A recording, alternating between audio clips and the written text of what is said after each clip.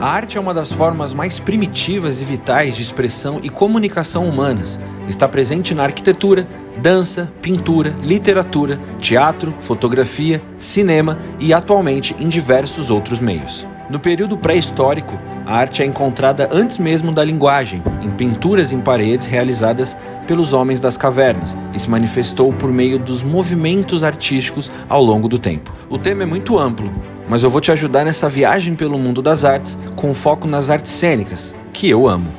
Mas o que significa artes cênicas? Também conhecidas como arte performática, é a prática e o estudo de todas as formas de expressão artística que envolvem representação no palco, tais como teatro, ópera, dança e circo. Vale ressaltar que palco é qualquer local onde ocorra a apresentação cênica, as expressões artísticas. Então pode ser uma praça e até mesmo na rua, em um palco improvisado. Uma das principais características das artes cênicas é a performance, ou seja, a interpretação do artista. Ela é caracterizada também por suas expressões artísticas.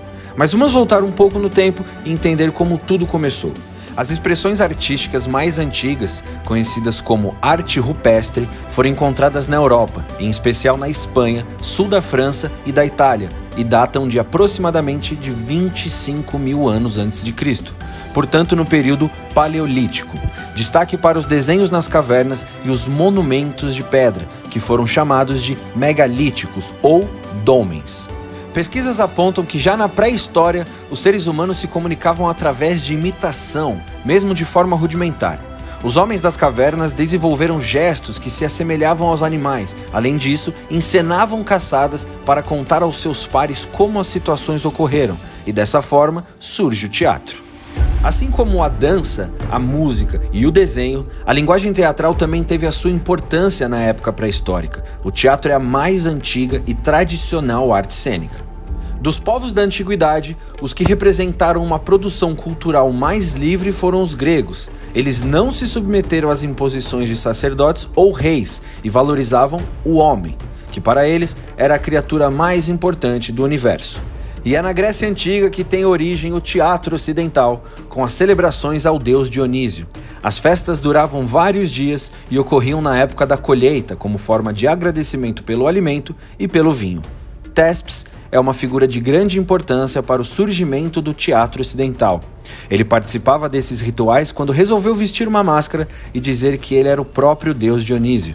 Esta ousadia fez com que Thespis fosse reconhecido como o criador do teatro e primeiro ator e produtor teatral. Mais tarde, essa linguagem artística foi evoluindo e influenciou fortemente o teatro romano e outras culturas. Do ponto de vista arquitetônico, a estrutura dos primeiros teatros, chamados de arenas, era ao ar livre, em construções de formatos semicirculares. Havia um espaço para as representações, chamado de orquestra. O lugar para acomodar o público era a arquibancada, construída em encostas montanhosas, o que facilitava a acústica. A arte romana sofreu duas fortes influências: a da arte etrusca, popular e voltada para a expressão da realidade, e da greco-helenística, orientada para a expressão de um ideal de beleza. O teatro romano também teve enorme influência do teatro grego. Entretanto, os romanos trouxeram algumas modificações nessa linguagem. A mais significativa delas é no que se refere à estrutura arquitetônica, que antes era feita em encostas de morro pelos gregos e depois passou a incorporar arcos e abóbadas pelos romanos. O teatro romano valorizava mais o entretenimento, como lutas de gladiadores e animais, e menos assuntos religiosos. Embora a Idade Média seja conhecida como a Idade das Trevas, há muitos pontos de luz em sua produção artística. O campo da arte foi fortemente marcado pela religiosidade da época, o catolicismo. Durante muitos anos, na época medieval, a linguagem teatral foi banida na Europa.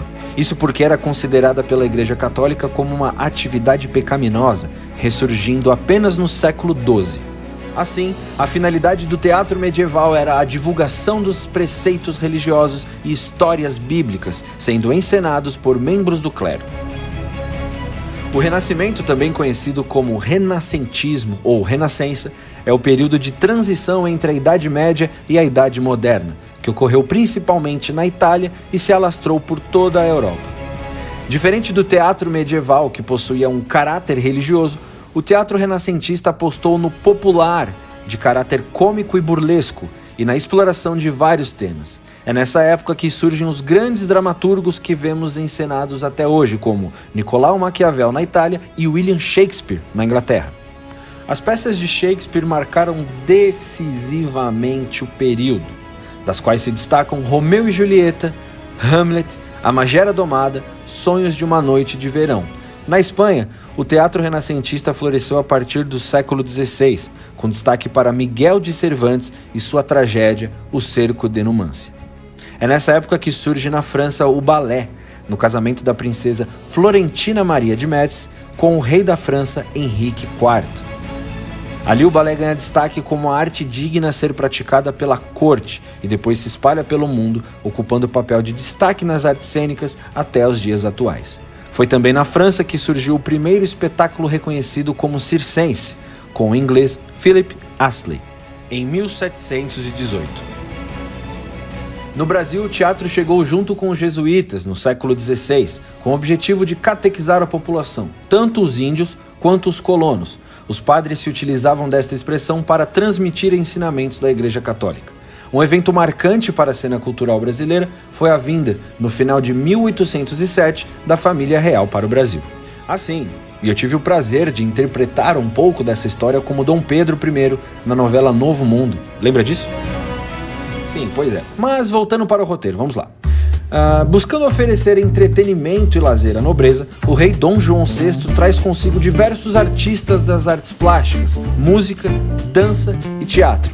Ele faz então um decreto que estabelece a criação de teatros que atendam às demandas da nova classe que aqui se instalava. Assim, o país passa a receber peças no modelo francês para a diversão da aristocracia e, obviamente, não refletiam os costumes e a cultura do povo brasileiro. Após a abolição da escravidão no final do século XIX, aparece com força nas obras literárias da época o proletariado urbano, que foi personagem de Aloísio Azevedo em obras como O Curtiço, encenada até hoje no teatro brasileiro. No campo, um grande contingente de brasileiros vivia na miséria e procurava solução para seus problemas na religiosidade popular, como Euclides da Cunha mostra em Os Sertões, de 1902, que inclusive foi adaptado para o teatro e para o cinema. No entanto, se a literatura já registrava as transformações sociais pelas quais passava o Brasil, a pintura, a escultura e a arquitetura, apesar de terem rompido com a estética neoclássica, continuavam a expressar a riqueza e a vida tranquila, sem inquietações temáticas mais profundas. Essa preocupação só viria a ocorrer mais tarde, nos anos próximos da década de 20, com a explosão do movimento modernista de 22. Mas antes disso, surge o cinema, que abre um novo mundo para as artes cênicas, o audiovisual. Sortie de l'usine Lumière à Lyon, ou Empregados deixando a fábrica Lumière, dos irmãos Lumière. É considerado como o primeiro audiovisual exibido na história. No Brasil, os primeiros filmes gravados foram em sua maioria documentais. O curta-metragem Os Estranguladores, 1908, de Francisco Marzullo e Antônio Leal, é considerado a primeira película de ficção do Brasil. Já o primeiro longa-metragem com 2 horas de duração foi O Crime dos Banhados, 1914, dirigido por Francisco Santos. Vale lembrar que no início o cinema era mudo e somente em 1927 surge o cinema falado, com a exibição de O Cantor de Jazz, The Jazz Singer, de Alan Crosland, em Nova York. A produção artística do século XX estabeleceu que qualquer temática era digna de ser trabalhada. Os artistas de cunho modernista desafiavam violentamente as convenções. No Brasil, no século XX, o destaque foi para o modernismo brasileiro, marcado pela Semana de Arte Moderna. É também no século XX que o teatro ganha força como uma linguagem mais autêntica no Brasil. Companhias nacionais surgem a partir da década de 30, como por exemplo o Teatro do Estudante do Brasil, TEB, em 1938. Mas foi em 1943 que essa expressão ganha maior visibilidade com a estreia da peça Vestido de Noiva, de Nelson Rodrigues, inaugurando um teatro moderno no país. Outros grupos importantes surgem principalmente em São Paulo e Rio de Janeiro. É o caso do Teatro Brasileiro de Comédia, TBC, criado em 1948 por Franco Zampari. Dele participam nomes importantes como Cacilda Becker, Paulo Altran, Valmor Chagas, Tânia Carreiro e Fernanda Montenegro. E é na efervescência do século XX, em 1950, que a TV chega ao Brasil pelas mãos de Assis Chateaubriand. E em 1951 temos a primeira novela brasileira, Sua Vida Me Pertence, exibida na TV Tupi de São Paulo, ao vivo. À medida que a tecnologia invadiu os meios de produção, acabou provocando também o surgimento de novas formas artísticas, nas quais foi ultrapassada a rígida separação entre objetos industrializados e a obra de arte. A fotografia e o cinema são exemplos mais expressivos desse fato artístico. A nova paixão do homem, a máquina, alterou profundamente a sociedade e modificou também a sua maneira de conceber a arte e de se relacionar com ela. Como você observou, a arte ela é viva e por isso está em constante transformação. O conceito de arte visual foi ampliado ao longo das últimas décadas. Por exemplo, atualmente é possível fazer arte utilizando softwares de design, denominadas de web art. Hoje a forma como produzimos tal arte deixa de estar em primeiro plano. A ideia torna-se mais importante do que o caráter estético e visual do objeto artístico. Por isso, atualmente podemos encontrar diversos tipos de artes visuais. Vídeo arte, animações, colagens, arte urbana, instalações artísticas, performances, arte corporal, apresentações de rua, história em quadrinhos, arte decorativa, arte multimídia, design gráfico, dentre outros. A arte visual se consolida na sociedade moderna pelo seu valor educacional e passou a ser importante ferramenta de aprendizagem, agregando valor à linguagem escrita. O tema é bastante amplo e pode ser abordado por muitos pontos de vista. Então, se você quiser se aprofundar, tem muitos filmes, muitos livros e inclusive várias visitas virtuais nos principais museus do mundo. A gente separou alguns links com algumas opções gratuitas para te ajudar nessa fascinante viagem. Então, aproveite!